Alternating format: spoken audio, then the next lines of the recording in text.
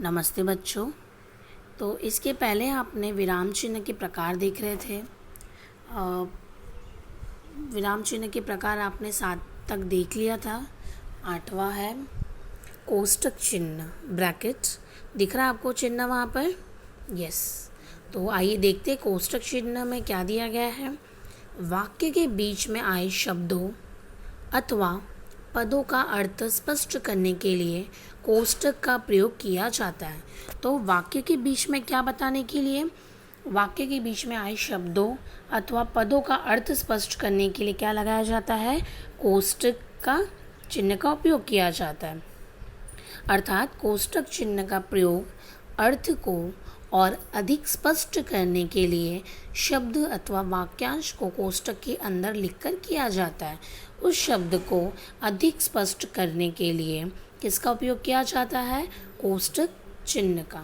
तो आपने देखा कोष्टक चिन्ह किसे कहते हैं कि वाक्य के बीच में आए शब्द अथवा पदों का अर्थ स्पष्ट करने के लिए किसका उपयोग किया जाता है? कोष्टक चिन्ह का उपयोग किया जाता है। शब्द का अर्थ और अधिक स्पष्ट करने के लिए शब्द अथवा वाक्यांश को कोष्टक के अंदर लिखकर कोष्टक चिन्ह का उपयोग किया जाता है। आइए उदाहरण देखते हैं हम। अध्यापक चिल्लाते हुए, वह किस में दिया है? कोष्टक में दिया गया है। निकल जाओ कक्षा से। अध्यापक चिल्लाते हुए निकल जाओ कक्षा से। अब अध्यापक निकल जाओ कक्षा से किसको कह रहा है? चिल्लाकर कह रहा है। और दूसरा विश्वामित्र क्रोध में कांपते हुए, ठहर जा। क्रोध में कांपते हुए आपको किसमें दिया है? कोष्टक चिन्ह, मतलब चिल्लाते हुए, क्रोध में कांपते, ये आपको अधिक स्पष्ट रूप से समझे इसलिए किसमें दिया है? वो कोष्टक में दिया है। धर्मराज युधिष्ठिर सत्य और धर्म के रक्षक थे। तो युधिष्ठिर जो है आपको ब्रैकेट में दिया है, राइट। तो चिल्लाते हुए, क्रोध में कांपते हुए, युधिष्ठिर, यह कोष्टक चिन्ह का उपयोग किया है और आपको यह अर्थ अधिक रूप से स्पष्ट हो इसलिए किसमें दिया है? यह कोष्टक में दिया गया है। तो आपने देखा कि कोष्टक चिन्ह किसे कहते हैं। इसके पहले आपने वापस में एक बार बता दूं ताकि आपको याद आता रहे। तो पहला प्रकार हमारा था पूर्ण विराम, दूसरा था अल्प विराम, तीसरा था उपविराम, चौथा था विस्मय आदि बोधक चिन्ह, पांचवा था अर्धविराम, छठा था प्रश्नवाचक चिन्ह, सातवां था योजक चिन्ह, आठवां कोष्टक चिन्ह। आइए आगे देखते हैं। 9वां पदलोप चिन्ह। क्या लिखा गया है? पदलोप चिन्ह। अब उसका ये देख लो, चिन्ह देख लो, डॉट डॉट 3 दिया है, ठीक है। अब इसका अर्थ देखिए। जब वाक्य या अनुच्छेद में कुछ अंश छोड़कर लिखना हो तो लोग पदलोप चिन्ह का प्रयोग किया जाता है। मतलब वाक्य या अनुच्छेद, पैराग्राफ को अगर कुछ अंश तक छोड़कर लिखना हो तो किसका उपयोग किया जाता है? पदलोप चिन्ह का उपयोग किया जाता है। आइए उदाहरण देखिए। राम ने मोहन को गाली दी। फिर वहाँ पे पदलोप का चिन्ह लगाया, डॉट डॉट डॉट 3 डॉट्स लगाए हैं। पदलोप चिन्ह का ये है प्रयोग है। और वहाँ पे उसके बाद पूर्ण विराम। देखा आपने? राम ने मोहन को गाली दी। और दूसरा उदाहरण, मैं सामान उठा दूंगा पर, फिर पदलोप चिन्ह का उपयोग करके पूर्ण विराम। मैं घर अवश्य चलूँगा, पदलोप का चिन्ह लगाया, वहाँ पे दिख रहा है आपको तीसरे उदाहरण में, पर तुम्हारे साथ।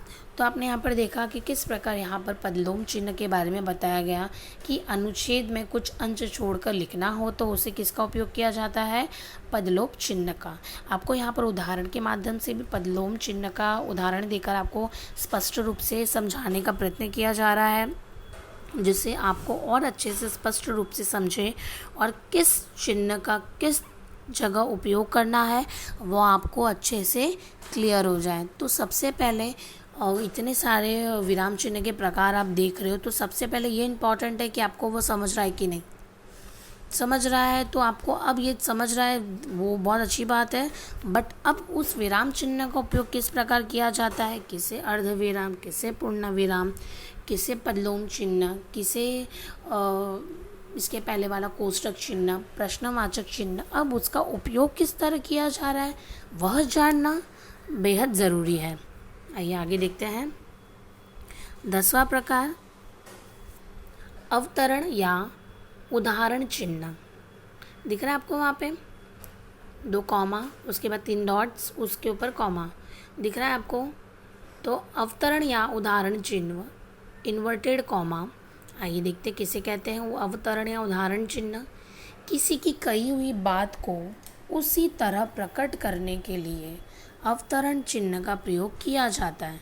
किसी की क्या होता है इसका मतलब, किसी की कही हुई बातें को प्रकट करने के लिए, आप आपको कोई बातें कह रहा है उसे प्रकट करने के लिए किसका चिन्ह का उपयोग किया जाता है, अवतरण चिन्ह का प्रयोग किया जाता है। आइए उदाहरण देखते हैं। पहला उदाहरण, तुलसीदास ने सत्य कहा है, पराधीन सपने हूँ सुख नाही। तो अब यहाँ पर किसी की कही हुई बात, अब तुलसीदास ने ये सत्य कहा है, ठीक है। तो उसने क्या किया, वहाँ पे क्या लिखा है, पराधीन सपने हूँ सुख नाही। तो किसने कहा है, तुलसीदास ने। अब इसको स्पष्ट, इसको प्रकट करने के लिए क्या किया है, अवतरण मतलब उदाहरण चिन्ह का उस पर प्रयोग किया है। दूसरा उदाहरण, जयशंकर प्रसाद ने कहा, जीवन विश्व की संपत्ति है। जीवन किसकी संपत्ति है, विश्व की। तो अब यह जीवन, ये जीवन विश्व की संपत्ति किसने कहा, जयशंकर प्रसाद ने। अब इस कही हुई बातों को मैं प्रकट करने के लिए किसका उपयोग करूँगी, उदाहरण चिन्ह का उपयोग मैं करूँगी। आइए तीसरा उदाहरण देखते हैं। राम ने कहा, सत्य बोलना सबसे बड़ा धर्म है। राम ने कहा, किसने कहा, राम ने कहा है। कही हुई बातें मैं यहाँ पे बोल रही हूँ, कही हुए बातें मैं आपको बता रही हूँ, प्रकट कर रही हूँ। तो वह किस में हो जाएगा, उदाहरण चिन्ह का प्रयोग करके, कि यहाँ पे देखो सत्य बोलना सबसे बड़ा धर्म है। तो किस तरह यहाँ पर रेड कलर के देखो, लाल रंग का देखो यहाँ पे ब्रैकेट्स किस तरह से दिया गया है, इन्वर्टेड कॉमा दिया गया है, कॉमा दिया गया दिख रहा है आपको। उदाहरण चिन्ह, अवतरण या उदाहरण चिन्ह भी बोल सकते हो। तो आपको समझा 10वां प्रकार अवतरण या उदाहरण चिन्ह, और यहाँ पर भी उदाहरण के माध्यम से आपको समझाने का प्रयत्न किया गया है कि किसी की कही हुई बातों को आप अगर प्रकट करते हो तो उसे हम क्या कहेंगे, उस कौन सा चिन्ह लगाएंगे, अवतरण या उदाहरण चिन्ह का प्रयोग करेंगे। आइए आगे देखते हैं। 11वां प्रकार रेखांकन चिन्ह, अंडरलाइन। रेखांकन चिन्ह अंडरलाइन दिख रहा है आपको, उसका साइन, उसका चिन्ह दिखा, यस। अब आइए देखते हैं कि रेखांकन चिन्ह किसे कहते हैं। किसी भी वाक्य में महत्वपूर्ण शब्द, पद, वाक्य को रेखांकित करने के लिए रेखांकन चिन्ह का प्रयोग किया जाता है। तो अब इसमें क्या बता रहा है कि आपको अगर कोई वाक्य महत्वपूर्ण शब्द, पद, वाक्य को रेखांकित, आपको अगर कोई इम्पोर्टेंट शब्द हुआ, लाइन हुआ, तो आप उस पर क्या कर रहे हो, रेखांकन चिन्ह लगा का प्रयोग कर रहे हो। अभी कुछ इंपॉर्टेंट वर्ड्स है, ठीक है, तो आप उसमें अंडरलाइन कर रहे हो, तो वो कौन सा चिन्ह होगा हमारा, रेखांकन चिन्ह, अंडरलाइन। तो कौन सा चिन्ह होगा, रेखांकन चिन्ह। आइए उदाहरण देखते हैं हम यहाँ पर। पहला उदाहरण, हरियाणा और उत्तर प्रदेश को यमुना नदी पृथक करती है। हरियाणा और उत्तर प्रदेश को कौन सी नदी पृथक करती है, यमुना नदी। अब ये मेरे लिए इम्पॉर्टेंट है यहाँ पर, तो मैंने अंडरलाइन किया, यहाँ पर रेखांकन चिन्ह लगाया वहाँ पे यमुना और नदी पर। दूसरा उदाहरण, गोदान उपन्यास प्रेमचंद्र द्वारा लिखित सर्वश्रेष्ठ कृति है। तो गोदान ये इम्पॉर्टेंट वर्ड है, ये उपयोगी है, ये कि यही पुस्तक, उपन्यास किसने लिखी, प्रेमचंद जी ने। तो गोदान पे मैंने किसका उपयोग किया, रेखांकन चिन्ह का उपयोग किया। तो देखा आपने कि किस प्रकार मैंने रेखांकन चिन्ह का उपयोग आपको बताया। उसी प्रकार तीसरा उदाहरण देखिए यहाँ पर, कृष्ण ने बरगद के पेड़ के नीचे उपदेश दिया था।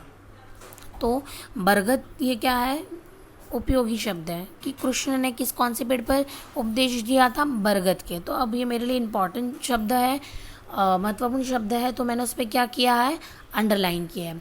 तो बच्चों आपने देखा कि रेखांकन चित्र किसे कहते हैं और उसके उदाहरण के माध्यम से आपने देखा कि किस तरह अगर कोई हमारे लिए शब्द महत्वपूर्ण हो, वाक्य महत्वपूर्ण हो, तो हमें किसका उपयोग करना चाहिए, रेखांकन चिन्ह का उपयोग करना चाहिए। अब आगे की जानकारी आगे प्राप्त होगी। धन्यवाद।